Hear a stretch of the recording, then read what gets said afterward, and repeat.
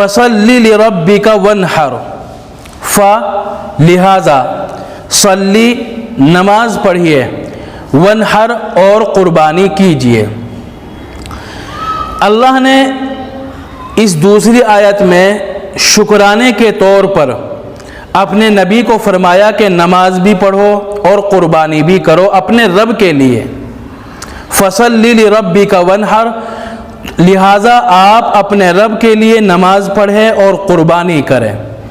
اللہ نے جب پہلی آیت میں یہ فرمایا کہ اللہ نے آپ کو بہت ساری نعمتیں دی ہیں، تو آپ شکرانے کے تو آپ اس کا شکریہ ادا کریں، اللہ کا شکر ادا کریں۔ شکر کس طرح ادا کریں؟ فصلی، نماز پڑھیں، وانحر اور قربانی بھی کریں، لربک، اپنے رب کے لیے۔ دو کام کے ذریعے اپنے رب کا شکریہ ادا کریں۔ اچھا، فصلی، نماز پڑھے، کون سی نماز پڑھے؟ کوئی سی بھی نماز۔ یہاں صلی سے مراد کوئی خاص نماز مراد نہیں ہے۔ فصلی چاہے وہ نفل ہو، فرض نماز ہو، واجب نماز ہو، سنت ہو، صبح کی ہو، شام کی ہو، 4 رکعت والی ہو، 2 رکعت والی ہو، بس آپ نماز پڑھیں اپنے رب کے لیے۔ وانحر، اور قربانی کریں۔ کون سی قربانی؟ کوئی سی بھی قربانی، جو بھی کرے اپنے رب کے لیے کرے، چاہے وہ نفلی قربانی ہو، واجب قربانی ہو، سنت والی قربانی ہو، یا بڑے جانور کی قربانی، چھوٹے جانور کی قربانی۔ تو اپنے رب کا شکریہ ادا کرنے کے لیے آپ نماز بھی پڑھیں اور قربانی بھی کریں۔ اچھا، اللہ نے یہاں شکریہ ادا کرنے کے لیے اپنے نبی کو 2 باتوں کا حکم دیا، نماز کا اور قربانی کا۔ انہی 2 کا کیوں ذکر کیا ہے؟ باقی کام بھی تو کہہ سکتے تھے نا کہ آپ اس طریقے سے روزہ رکھ کر شکریہ ادا کریں، فلاں کام کر کے، حج کر کے شکریہ ادا کریں، لیکن یہ 2 اس لیے ذکر کیے ہیں کیونکہ کفار مکہ اس وقت ان 2 باتوں میں انتہائی غلاظت میں اور گندگی میں گرے ہوئے تھے۔ وہ ان کاموں میں انتہائی اعلیٰ درجے کا شرک کیا کرتے تھے۔ کفار مکہ عبادت تو کرتے تھے لیکن اللہ کے لیے نہیں، بلکہ اپنے من گھڑت معبودوں کے لیے اور بتوں کے لیے۔ قربانی تو کیا کرتے تھے لیکن اپنے معبودوں کے لیے، اپنے من گھڑت بتوں کے لیے، اللہ کے لیے نہیں کرتے تھے۔ تو خاص طور پہ کفار مکہ کی مخالفت کرنے کے لیے کہ قربانی اور نماز تو اور عبادت تو وہ بھی کرتے ہیں لیکن وہ اپنے رب کے لیے نہیں کرتے، تو آپ اپنے رب کے لیے کریں، نماز بھی پڑھیں اور قربانی بھی ادا کریں۔ فصلی لربک وانحر، لہٰذا آپ نماز پڑھیں اور قربانی کریں۔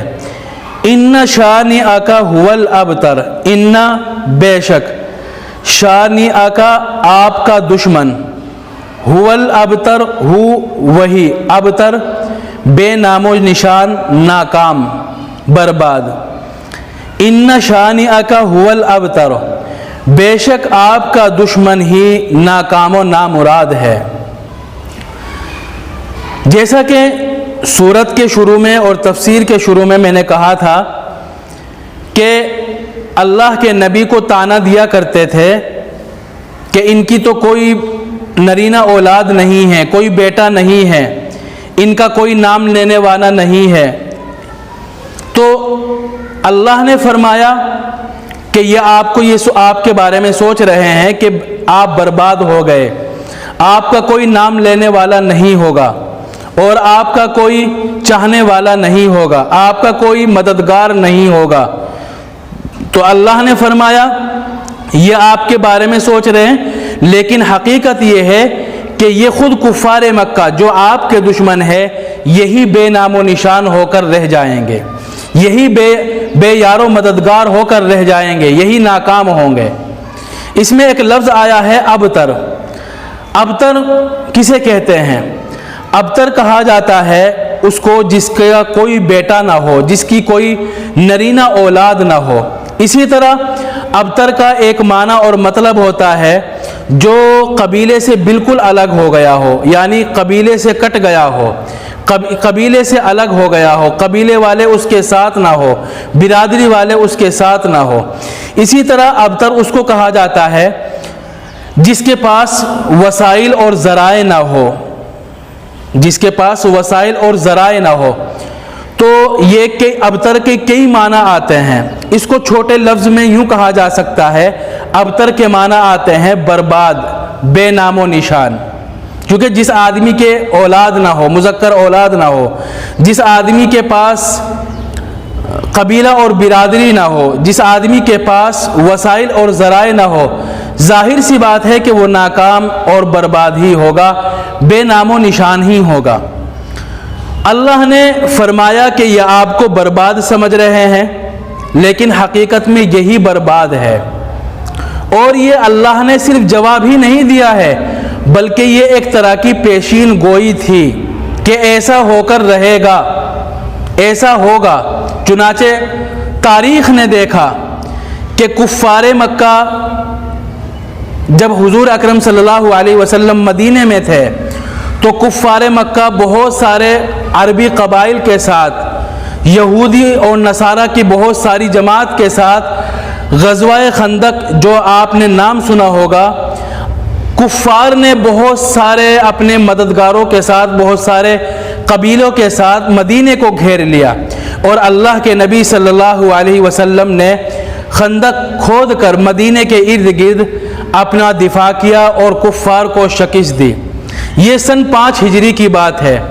3 سال بعد اللہ کے نبی صلی اللہ علیہ وسلم نے مکہ پر چڑھائی کی اور حملہ کیا، تو ان کا کوئی بھی مددگار نہیں تھا، ان کا کوئی بھی ساتھ دینے والا نہیں تھا۔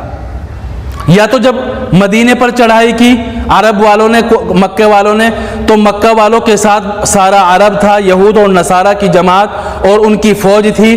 لیکن 3 سال بعد ہی ایسا وقت آ گیا تھا کہ جب حضور نے مکے پر چڑھائی کی تو ان کا ساتھ دینے والا کوئی نہیں تھا، اور انہوں نے مجبوراً ہتھیار ڈال دیے تھے۔ اور پھر دوسری بات یہ ہے، یہ تو 3 سال بعد کی بات ہے، آج دیکھ لو، آج آپ اپنے چاروں طرف نگاہوں کو دوڑاؤ، غور کرو، اللہ کے نبی صلی اللہ علیہ وسلم کے چاہنے والے، ان پر اپنی جان نچھاور کرنے والے، ان کے نام پر قربان ہو جانے والے، اگر کوئی شخص نبی کریم صلی اللہ علیہ وسلم کی شان میں گستاخی کرتا ہے تو ایک بھی مسلمان اس کو برداشت نہیں کرتا اور اپنی جان نچھاور کرنے کے لیے تیار ہو جاتے ہیں۔ حضور کی کوئی لڑکے کی طرف سے کوئی نسل نہیں چڑھی، لیکن لڑکی کی طرف سے پوری دنیا میں اللہ کے نبی صلی اللہ علیہ وسلم کی نسل پھیلی ہوئی ہے، ان کی اولاد دنیا میں موجود ہے، ان کے نام لینے والے موجود ہیں۔ لیکن کفار مکہ، جو بڑے بڑے سردار، جن کے تجارت کے اعتبار سے بہت زیادہ تعلقات تھے، عرب کے بڑے بڑے قبیلوں میں ان کے جاننے والے، ان کے مددگار، ان کے رفیق، ان کے شانہ بشانہ کھڑے ہونے والے، ان کا ساتھ دینے والے بہت زیادہ موجود تھے۔ لیکن آج دیکھ لو، کوئی ان کی اولاد کو اگر جانتا ہو، آپ نے یہ تو سنا ہوگا کہ یہ عباسی ہے، یہ صدیقی ہے، یہ عثمانی ہے، یہ حسینی ہے، یہ فاطمی ہے، یہ حضرت حسن کی اولاد سے ہے، یہ سید ہے، یہ ہاشمی ہے۔ لیکن آپ نے کہیں نہیں سنا ہوگا کہ یہ ابو جہل کی اولاد سے ہے، یہ ابو لہب کی اولاد سے ہے، یہ عاص بن وائل کی اولاد سے ہے۔ کفار مکہ کے سرداروں میں سے کسی اولاد کو شاید آپ نہیں جانتے ہیں، ان کا نام لینے والا، ان کی اولاد کو جاننے والا کوئی موجود نہیں ہے۔ اللہ نے یہ معجزہ کر دکھایا، اور یہ پیشین گوئی جو ان نشانیہ کا حول ابتر میں کی تھی، اللہ نے پوری کر دکھائی ہے ہر جگہ۔ بلکہ میں بتلاؤں، اگر یہ جو آپ نے نام سنے ہیں، ابو جہل، ابو لہب، عاص بن وائل وغیرہ وغیرہ، جو مکے کے بڑے بڑے سرداروں میں شمار ہوا کرتے تھے، ان کے نام محفوظ ہو گئے ہیں، لیکن تفسیر کے تحت، اسلامی روایات کے تحت۔ اگر اسلامی روایات نہ ہوتی اور اگر قرآن کریم کی تفسیر نہ ہوتی تو یہ دو چار کفار مکہ کے نام ہیں، ابو جہل وغیرہ، شاید ان کو جاننے والا بھی دنیا میں کوئی موجود نہ ہوتا، ان کی اولاد کو تو کوئی جانتا ہی نہیں ہے، ان کا نام بھی صرف اسلام کی وجہ سے، اسلامی روایات کی وجہ سے باقی رہ گئی ہے۔ تو اللہ نے فرمایا ان شانئک ھو الابتر، بے شک آپ کا دشمن ہی بے نام و نشان اور برباد ہے، یعنی یہ سوچ رہے کہ آپ برباد ہے، آپ کا کوئی نام لینے والا نہیں ہوگا، لیکن حقیقت یہی ہے کہ ان کا نہیں ہوگا، آپ کا تو ہوگا۔ ایک دفعہ پوری سورت کا پھر سے ترجمہ کر لیتے ہیں۔ انا اعطیناک الکوثر، بے شک ہم نے آپ کو کوثر عطا کی، فصل لربک وانحر، لہٰذا آپ اپنے رب کے لیے نماز پڑھے اور قربانی کرے۔ ان شانئک ھو الابتر، بے شک آپ کا دشمن ہی بے نام و نشان